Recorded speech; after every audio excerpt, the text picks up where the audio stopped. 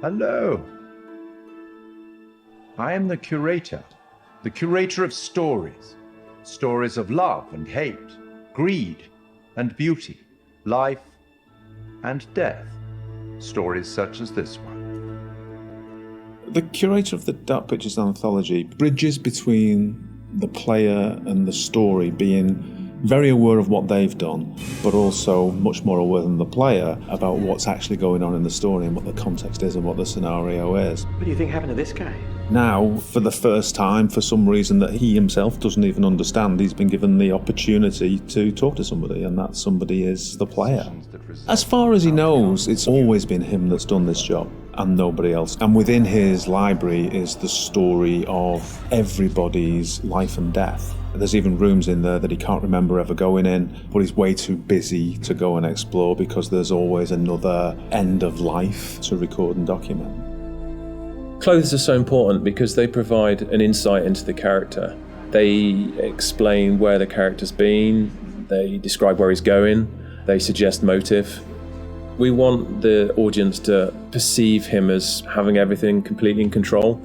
So all of the ideas of his clothes being tailored to his body, it's really important to us. We worked with a costume designer. He did a lot of research into the authenticity of the materials and textures.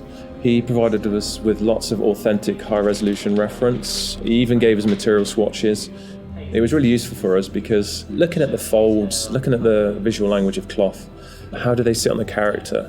Is it working from a distance? What's the weight of the material? It gave us a really good platform in order to produce high-quality, realistic materials. Giving it that depth. I'm here to record the story you choose to tell. I think that whenever you're dealing with a realistic human acting performance and facial expressions, that part of it is so key to transferring the emotion that you want to over to the player. Just the definition and detail that you need now is quite challenging. But there are repercussions. In terms of cameras, it's quite interesting as well because we've talked a little bit before about how we use skewed angles, upshots, tilts and all that kind of thing to create this feeling of unease and anxiety in the horror moments. And for the curator, it was quite the opposite actually. He's very much in control and he knows everything about the game you're playing and he's very much at home in his own environment. So we took the approach to have a lot more flattering shots, a lot more level shots. You look at him at a natural height. You're never like below or above him and it creates this veneer of control. It's almost like it's very straightforward and he's just delivering you these statements. You see, we each make decisions according to our own moral compass. And of course he's British.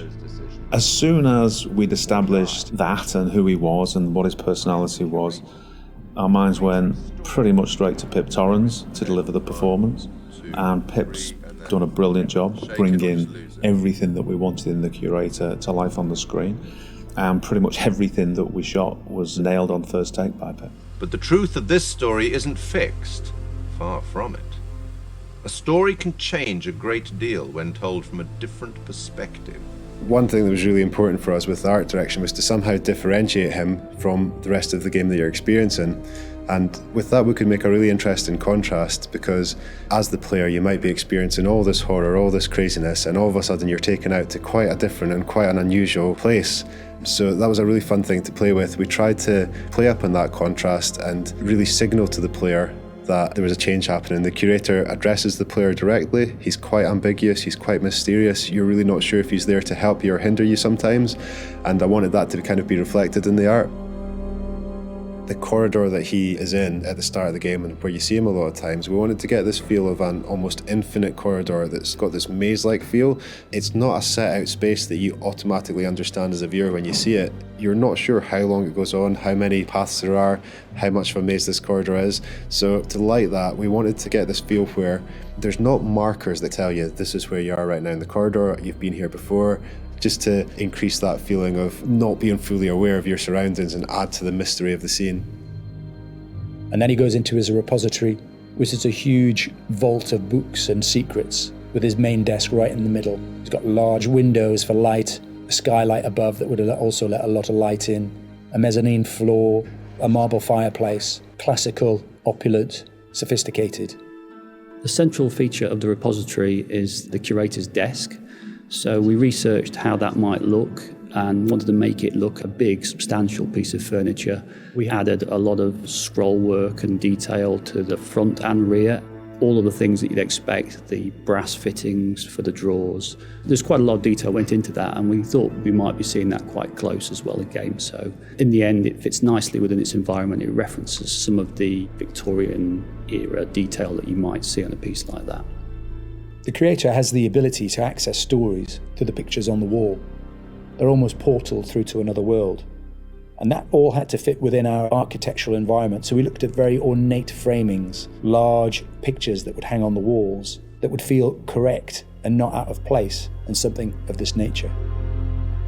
We thought about where we could include light sources that would be interesting, would put light in the right areas of the room. The skylight's a really good example. We decided that having this top-down ambience would really bed the scene in nicely and create this nice veneer to it. And then adding another number of interesting light sources that we can use for accents, such as a fireplace, such as the candles, that just are there to give you that extra range of colour if you need it. They're there to draw the eye of the player to what we want to show them. It's not my place to interfere, but I might be persuaded to offer the occasional hint. Here's one for free. It's a strange place. Who's this guy? Why is he talking to me? Where am I now? I was just on a ship having some horror happening, and now I'm here. And this guy has the appearance of being there to help you, but he seems like such a strange guy, and the environment he's in is so different. There's a certain ambiguity to it, and we wanted the player to question whether or not he's on their side or whether or not he's kind of playing his own game with them. The curator's no ordinary person, and his repository is no ordinary place. And you'll get the chance to see him again in the rest of the Dark Pictures anthology. We will meet again. It's inevitable.